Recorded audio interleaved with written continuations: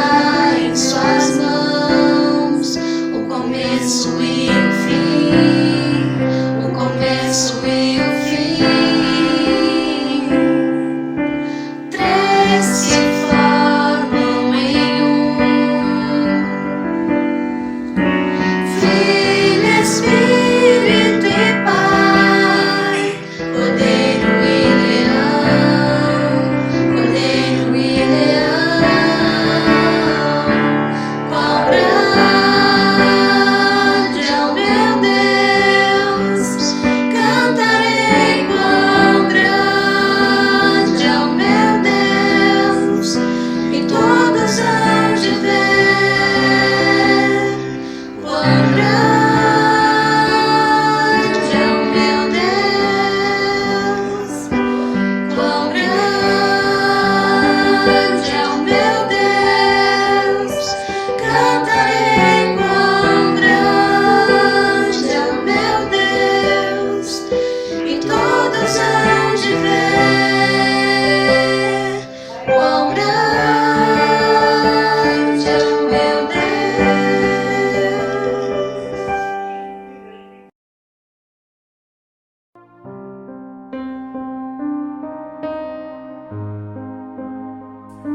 Amados irmãos, graça e paz, eu sou o missionário Hélio, trabalhamos aqui no Lar Batista junto com minha esposa Márcia em Belo Horizonte, no abrigo de crianças. Gostaríamos muito de agradecer aos irmãos pelas orações, as contribuições financeiras.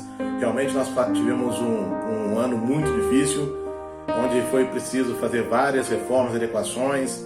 A nossa casa pastoral estava totalmente destruída pelas chuvas, mas graças a Deus conseguimos solucionar todos esses problemas. Estamos voltando para casa e gostaria muito de agradecer a vocês, irmãos, porque a nossa amizade, a nossa afinidade como crentes, uns orando pelos outros, e nós como missionários no campo de batalha aqui, se não for sustentado pela oração dos irmãos, nós não teríamos êxito nisso. Particularmente gostaríamos de agradecer muito as igrejas que nos ajudaram, principalmente a igreja de Pirajussara, o pastor Paulo Henrique e o pastor João Rezende, que deram o pontapé inicial com aquela oferta no início do ano. As igrejas de Rio Pequeno, Rio Bonito, que fielmente contribuem com a gente mensalmente. Isso nos dá muita alegria, porque mesmo na pandemia, na situação que as pessoas estão com maiores dificuldades, às vezes as igrejas estão com pouca receita, têm sido fiéis. Gente, muito obrigado, agradecemos muito. Vamos fazer algumas fotos da reforma, de como a casa está, e mandar para que os irmãos possam se alegrar juntamente conosco. Muito obrigado, Deus abençoe a todos.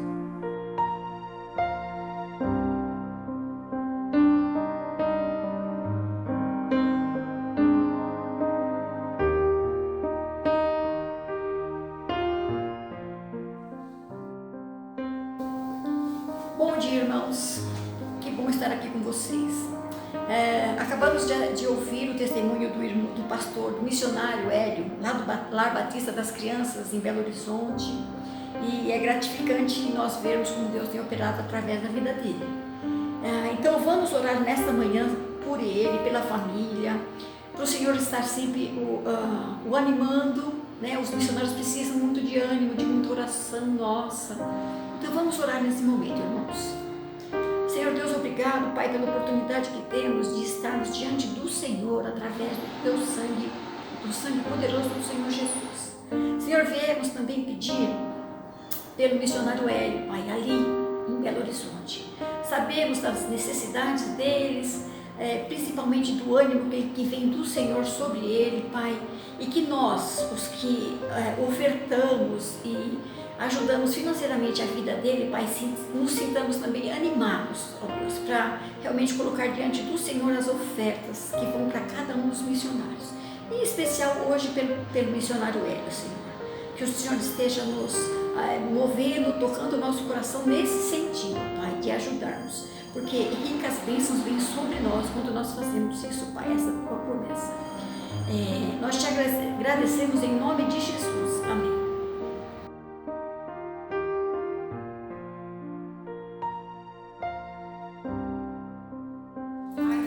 Quero agradecer à igreja que participou da última arrecadação de doces, balas para as crianças. Quero agradecer a toda a igreja, porque houve uma participação efetiva e eu quero louvar a Deus pela vida de vocês.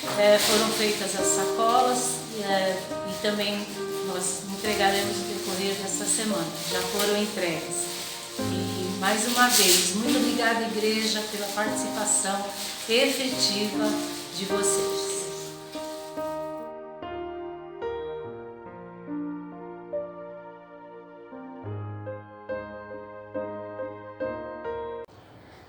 Irmãos, quero convidá-los agora a abrirem suas Bíblias no texto de Hebreus, no capítulo 11, e nós faremos a leitura dos versículos 8 a 12 e depois versículos 17 a 19.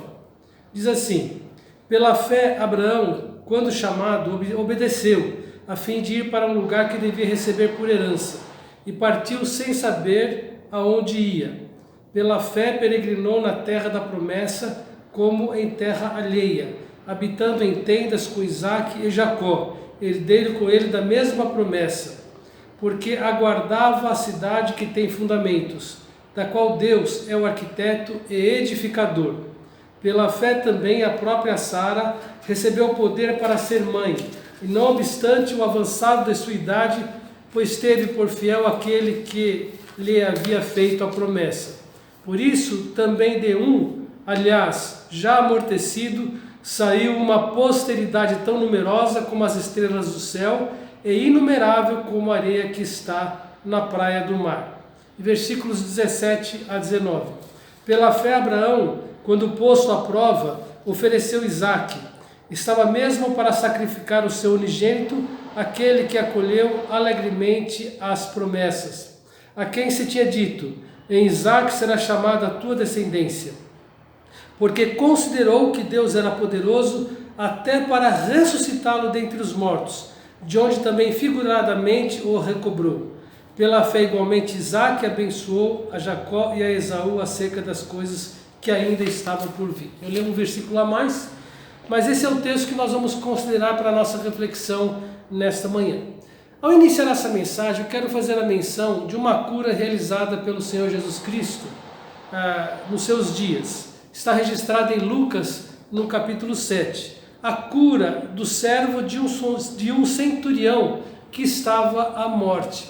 Os servos daquele centurião procuraram Jesus Cristo, informando que o seu servo estava muito doente, e pediram que ele chegasse à casa do centurião e realizasse aquela cura. E eles deram boas referências daquele centurião. Era um soldado romano que cuidava de uma centúria, ou seja, 100 soldados estavam sob as suas ordens. E provavelmente ele, mesmo sendo romano, demonstrou ser um homem piedoso, porque os próprios judeus disseram que ele havia colaborado na construção de uma sinagoga. E quando Jesus Cristo aproximou-se da casa do centurião, o centurião disse que ele não era digno de receber Jesus em sua casa. E eu vou ler os versículos de 6 a 8 de Lucas 7, que diz assim: Senhor, não te incomodes, porque não sou digno de que entres em minha casa. Por isso eu mesmo não me julguei digno de ir ter contigo. Porém, manda com uma palavra e o meu rapaz será curado. Porque eu sou homem sujeito à autoridade e tenho soldados às minhas ordens. E digo a este, vai, ele vai. E a outro, vem, e ele vem. E ao meu servo, faz isto, e ele faz. E então Jesus ficou admirado pela fé que aquele centurião demonstrou na autoridade de Jesus Cristo. Ele reconheceu que Jesus tinha autoridade para declarar uma cura, sem ao menos chegar próximo ao seu servo doente. E Jesus elogiou a fé desse centurião. Olha só as palavras que Jesus Cristo mencionou acerca desse homem. Nem mesmo em Israel achei fé como esta. Olha, este homem demonstrou uma fé firme, forte, na autoridade e na palavra de Jesus Cristo. Assim, irmãos, é o que o livro de Hebreus nos ensina: o justo viverá pela sua fé.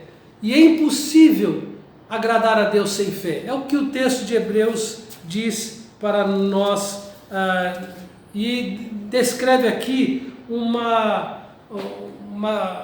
grande número de homens declarados aqui como os heróis da fé. A palavra de Deus, irmãos, diz para nós aqui no texto de Hebreus, nos apresenta um casal muito especial. Na verdade, este casal foi o núcleo do início da nação de Israel. Ele cita aqui Abraão. O texto diz que Abraão creu em Deus e ele foi catalogado aqui nesses heróis da fé. E nós vamos refletir nesta manhã sobre a vida deste casal, Abraão e Sara, que foram colocados aqui nesse texto. E nós queríamos destacar as atitudes que demonstraram uma fé inabalável em Deus por parte de Abraão e também por parte de Sara. E eu quero destacar nesta manhã algumas atitudes, alguns verbos fortes que tem aqui nesse texto que demonstram as atitudes de Abraão e de Sara como um casal de fé, um casal que agradou a Deus pela sua fé. No versículo 8 diz: pela fé, olha só, pela sua confiança em Deus, Abraão, quando chamado, obedeceu. Se nós voltarmos para o livro de Gênesis, ele recebeu a ordem de Deus dizendo: sai da tua terra e sai da tua parentela e vai para uma terra que eu te mostrarei. De ti farei uma grande nação. Esta foi a promessa que Deus fez para Abraão e ele creu em Deus. E quando ele foi chamado por Deus, a Bíblia fala que ele simplesmente obedeceu. Ele deixou a família dos seus pais, diz o texto que ele levou consigo somente seu sobrinho Ló, mas ele obedeceu a ordem de Deus. Irmãos, ele foi chamado e obedeceu. Nós também fomos chamados. Eu quero destacar rapidamente aqui alguns chamados que Deus tem para nós. O primeiro chamado é para toda a humanidade. A Bíblia fala que Deus nos chama para a salvação. É um chamado geral. E a Bíblia fala que alguns atendem a este chamado e entram pela porta que é Jesus Cristo e são salvos pela graça e pela misericórdia de Deus. Eles acabam entendendo e compreendendo a salvação que há em Cristo Jesus. Este é o primeiro chamado. O segundo chamado que todos nós temos, agora como salvos em Cristo Jesus, é o chamado para a evangelização. No livro de Mateus, no capítulo 28, 18 a 20, ao que nós chamamos de a grande comissão, onde Jesus chama a todos para obedecê-lo em ir por todo mundo e pregar o Evangelho. Então todos nós temos esta responsabilidade de proclamar a mensagem de vida eterna, de salvação aos pecadores, para que eles tenham a oportunidade também de serem alcançados por esta graça. Este foi o plano de Deus para salvar os perdidos. Nos usar para sermos seus instrumentos em levar a mensagem de vida eterna. Então a mensagem é o chamado para a evangelização. O segundo chamado é o chamado para alguns, é o chamado para dedicar-se a Deus ao ministério missionário. Quando Deus chama algumas pessoas para deixar a sua nação, o seu estado e ir para um lugar mais distante para levar a mensagem de vida eterna, é o chamado para missões. Eu destaco o texto de Isaías, no capítulo 6, quando Isaías tem uma visão de Deus e no final desta visão, depois de ser purificado seus lábios, Deus pergunta para Isaías: a quem enviarei? E quem há de ir por nós? Isaías respondeu: eis-me aqui, envia-me a mim. Então esse é um chamado para missões. Talvez você possa estar recebendo algum chamado de Deus para dedicar a sua vida para a obra missionária. Então, se você crer em Deus, confiar nele, você vai obedecer e seguir a orientação de Deus. Todos os missionários têm obedecido ao chamado de Deus para a obra missionária. E o próximo chamado que eu quero destacar aqui é o chamado para o ministério pastoral. Se você olhar para 2 Timóteo 1, 6 a 14, você vai ver no contexto deste capítulo que alguns são chamados, qualificados para dedicarem as suas vidas a fim de guardar, proteger, ensinar, orientar, aconselhar a igreja de Jesus Cristo. É o chamado para o pastorado. Então Deus chama algumas pessoas para o ministério pastoral, como aconteceu comigo. Na minha juventude, eu entendi o chamado de Deus. E Deus usou o texto de Jeremias, para me chamar ao ministério. Quando eu, naquela situação, eu me achava ainda muito jovem, muito inexperiente, e como aconteceu com o profeta Jeremias, e lendo o profeta Jeremias, em que ele diz que não passava de uma criança, e Deus respondeu para ele: mas o Senhor me disse, não digas, não passo de uma criança, porque a todos a quem eu te enviar irás, e a tudo quanto eu te mandar falarás. Não temas diante deles, porque eu sou contigo para te livrar, diz o Senhor. Esse versículo Deus usou na minha vida para me mostrar que Ele havia me chamado para o ministério pastoral. E Deus, pela sua graça, me deu forças e fé para que eu obedecesse a esse chamado, e estamos aqui já há muitos anos servindo a Igreja Batista em Rio Bonito. Então, a primeira atitude que nós vemos de Isaías, de Abraão, é que quando ele foi chamado, ele obedeceu. Segunda atitude de fé que Abraão teve foi que ele partiu. Ou seja, ele saiu de onde ele estava e se dirigiu em direção aonde Deus havia ordenado, mesmo sem saber para onde ia. É uma coisa estranha, não é? Você sair para viajar, não sabe se realmente o destino. E Deus, na hora certa, iria mostrar para ele. Ele deveria estar confiando na orientação de Deus para o seu futuro. Irmãos, nós também, muitas vezes, nós ficamos ansiosos com relação ao nosso futuro. O futuro para algumas pessoas parece incerto, duvidoso, mas não aos olhos de Deus. A Bíblia fala que Deus conhece o fim desde o princípio. Então o que nós temos que fazer é confiar em Deus e obedecer a Deus e viver a nossa vida cientes de que Deus está cuidando de nós. O nosso futuro pertence a Deus. Ainda que nós não possamos ver o final da nossa história, ainda que nós não consigamos ver o fim do nosso destino, o fato é que Deus vai iluminando passo a passo a estrada da nossa vida. E Ele vai nos direcionando.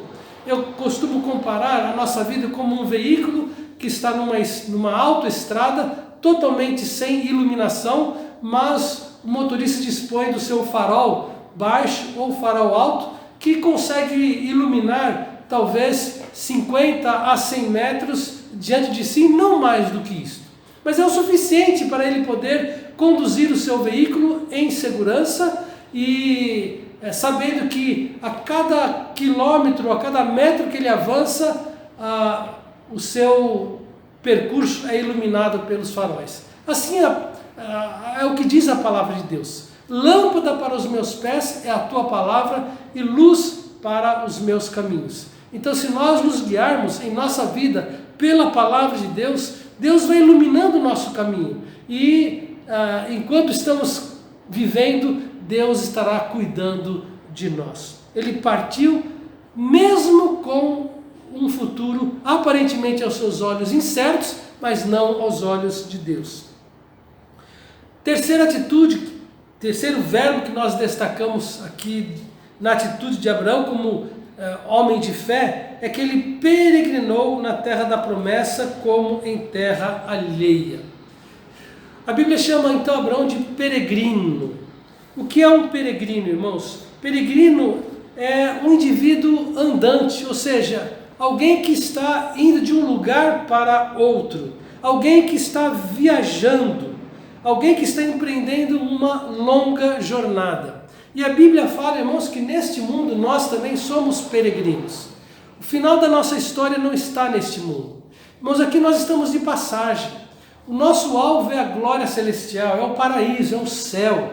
Aqui é um período que nós vivemos por alguns anos e depois Deus vai nos chamar para estarmos com Ele eternamente.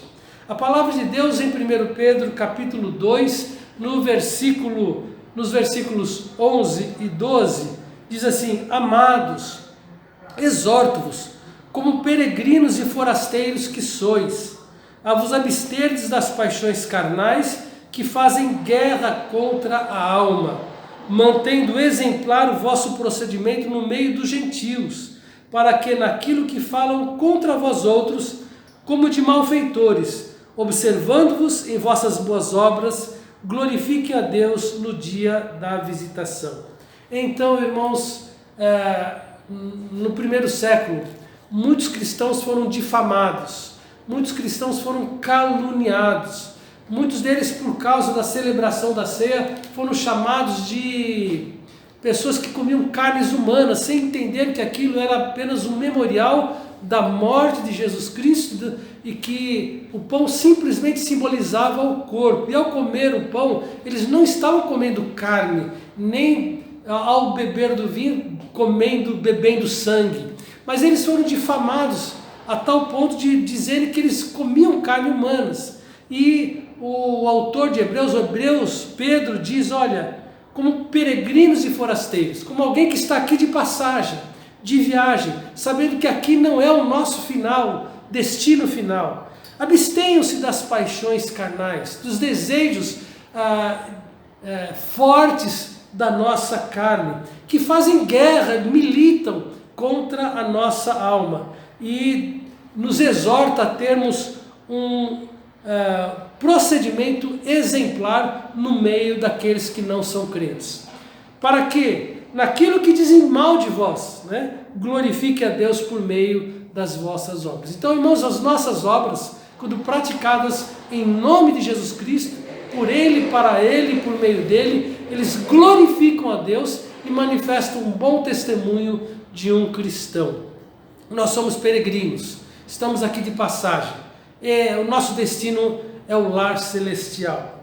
A quarta atitude que nós podemos ver de Abraão como um homem que teve uma fé inabalável em Deus é que ele habitou em tendas. Ora, por ele ser peregrino, por ele estar indo em direção a uma terra que ele não conhecia, ele não deveria construir uma casa de tijolos, né, bem fundamentada, porque ele teria que caminhar até chegar à terra que Deus havia preparado para ele. Assim ele habitou em tendas, mostrando mais uma vez que ele era um peregrino, que ele estava ali de passagem. Eu me recordo da minha juventude com a minha esposa e meus filhos quando eram crianças. Em nossas férias, por muitos anos, nós acampamos, ou seja, nós compramos uma barraca e naqueles 30 dias nós percorríamos várias regiões do Brasil e usávamos os campings para montar a nossa barraca e permanecermos aquele tempo, aquele período em que estávamos de férias. Como era um período passageiro, era uma barraca mesmo. E sabíamos que iríamos montar e desmontar, porque veríamos de passar ali por um período pequeno, por um período limitado. Assim é a nossa vida. Abraão viveu em tendas, porque ele sabia que estava a caminho de uma terra superior, que era a terra que Deus havia preparado para ele. Isso aqui nos ensina, irmãos, a não ficarmos tanto apegados, demasiadamente pegados às coisas materiais. Eu sei que todos nós desejamos ter a nossa casa para morar, ter alguns bens que nos trazem algum conforto, mas isto não deve ser o alvo final da nossa vida. O alvo final da nossa vida é a glória celestial. Se Deus nos abençoar, nos concedendo um lugar para morar, amém, louvado seja Deus por isso. Se Ele não der, uma coisa é certa, Ele nunca nos deixará desabrigados. Ele cuidará de nós, porque Ele é o nosso bom pastor. E assim como Ele cuidou de Abraão, mesmo morando em tendas, nós seremos cuidados pelo nosso Senhor também. Então nós encontramos isso. A próxima atitude de Abraão é que ele aguardou a cidade que tem fundamento, da qual Deus é o arquiteto e edificador. Aqui, irmãos, fala da esperança que ele tinha de encontrar o lugar que Deus havia preparado como grande arquiteto. Assim também, irmãos, a nossa esperança está no lugar em que o Senhor Jesus Cristo foi preparar para nós. Este é o lugar definitivo que nós almejamos. O texto de João, no capítulo 14, nos versículos 1 em diante, diz para nós sobre esta esperança que Deus falou para nós. Veja só o que nos aguarda. Jesus, depois que ressuscitou, antes de subir aos céus, ele disse: não se turbe o vosso coração. Credes em Deus, crede também em mim. Na casa de meu Pai há muitas moradas. Se assim não for, eu vou-lhe teria dito, pois eu vou preparar-vos lugar. E quando eu for e vos preparar lugar, voltarei e vos receberei para mim mesmo, para que onde eu estou, estejais vós também. É isto, irmãos, que a palavra de Deus diz. Nós temos que aguardar o nosso lugar que Deus foi preparar para nós, que Cristo foi preparar para nós. E, finalmente, a última atitude, o último verbo que destaca da vida de Abraão é que ele ofereceu Isaque quando posto à prova. Olha, mas não foi fácil para Abraão. Deus fez a promessa a Abraão. Depois da sua velhice, Abraão tinha 100 anos de idade, Sara tinha 90. Possivelmente quando Isaque deveria ter aí seus 15, 16, 17 anos, Deus pediu a Isaque em sacrifício. Mas a Bíblia fala, irmãos, que Abraão creu de tal forma que ele acreditava de todo o coração que mesmo que ele sacrificasse seu filho e ele cria que das chamas, né, da fumaça que subia aos céus, Deus poderia ressuscitar Isaac. Que fé inabalável! Assim, irmãos, nós temos que consagrar toda a nossa vida ao Senhor, tudo que nós temos, tudo que nós possuímos, consagrar totalmente ao Senhor como um ato de fé, assim como Abraão demonstrou na sua vida e foi chamado de alguém que agradou a Deus. E também o texto nos fala de Sara. A Bíblia fala que Sara, pela fé, recebeu poder para ser mãe de uma numerosa nação. É fato que inicialmente Sara riu, não é? Mas depois ela confiou no Senhor e Deus a abençoou e ela pôde então, nos seus 90 anos, gerar um filho e este filho então deu prosseguimento à geração de Abraão.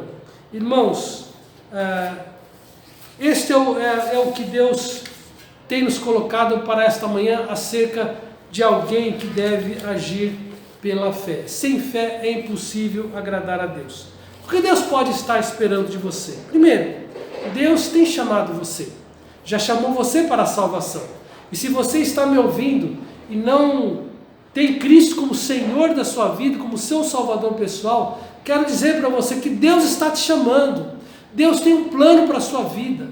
Deus não nos criou para a perdição, mas Ele está chamando e você precisa responder ao chamado para a salvação da sua alma, se arrependendo dos seus pecados e crendo que o sacrifício de Cristo foi suficiente para pagar os seus pecados e que Ele foi sepultado e ressuscitou e está vivo. Ele dá vida eterna e Ele perdoa todo aquele que nele crê. Então, e se você tem tido oportunidade para evangelizar, faça isso, que Deus o chamou para evangelizar, e alguns para serem missionários ou pastores. Se é o seu caso, a melhor coisa a fazer é obedecer. Partiu sem saber para onde ir. Nosso futuro está nas mãos de Deus. Nós não precisamos temer o futuro. O Senhor conhece o fim desde o princípio. Eu não posso ver muito o que está à frente, mas Deus vê. E Ele cuida de nós e nos levará em segurança até o lugar que Ele já tem determinado para nós. Vamos lembrar, irmãos, que nós somos peregrinos. O nosso lugar não é esse, nosso lugar é o céu.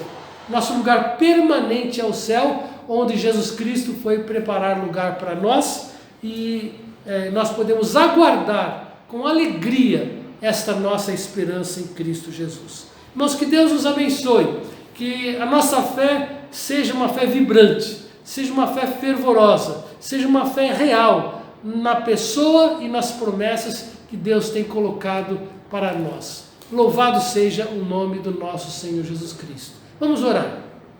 Obrigado, Deus, pelo exemplo de Abraão, de Sara, que creram no Senhor e eles demonstraram ações que evidenciaram esta fé no Senhor. Que nós também, ó Deus, com a nossa atitude, com as nossas ações, possamos demonstrar uma fé firme no Senhor também. Pois nós oramos em nome de Jesus, nosso Senhor e Salvador. Amém, ó Deus. Bom dia, irmãos. Obrigado pela presença de todos aqui no culto dessa manhã. Agradecemos também a mensagem que o pastor trouxe. Tenho certeza que tem edificado as nossas vidas. E vamos cantar um refrão de uma música e vamos encerrar o culto com uma oração.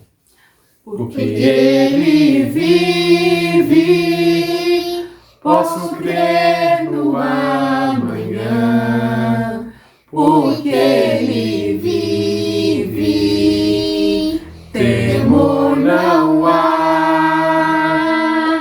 Mas eu bem sei, eu sei que a minha vida está nas mãos do meu Jesus, que vivo está. Oremos. Senhor meu Deus, amado Pai, obrigado, Senhor meu Deus, por mais esse dia. Obrigado, Senhor meu Deus, pela Tua palavra que o pastor me trouxe, Senhor meu Deus, que possamos vir a praticar, que possamos guardar em nossos corações. E agradeço, Senhor meu Deus, por cada família aqui presente, que está assistindo esse culto, que o Senhor possa cuidar, Senhor Pai, de cada um, que o Senhor possa nos proteger, Senhor Pai, desse mal, desse coronavírus, que logo, logo, Senhor meu Deus, possamos estar juntos presentes na Tua casa, cultuando o Teu nome, e que o Senhor possa nos dar uma semana abençoada, Senhor meu Deus. É o que eu te peço, te agradeço, em nome do Senhor Jesus. Amém. Amém. Bom dia.